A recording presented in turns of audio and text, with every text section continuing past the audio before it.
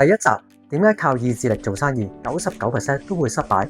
創業嘅朋友大家好，有冇試過喺月頭嘅時候定咗一個好宏大嘅業績目標，頭幾日衝勁十足，但係過咗2星期就無以為繼呢？最後業績又點解會返到原點呢？我哋往往都以為自己唔夠自律或者意志力唔夠，但喺《原子習慣》呢本書裏邊講咗一個真相：唔好挑戰人性，培養好習慣根本唔需要意志力。作者提醒我哋，贏家同輸家往往都有相同嘅目標。各個團隊嘅 leaders 都想生意做大。如果成功者同失敗者嘅目標係一樣嘅，咁決定勝負絕對唔係你嘅目標，而係一個系統。目標只能夠可以確定你嘅方向，系統先至可以帶你去取得呢個成果。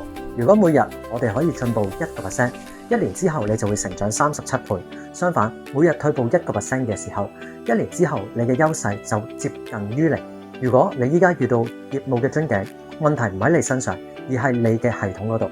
下一集我哋會傾下點樣可以根本改變你嘅身份認同，令到客戶自動對你產生呢個信任感。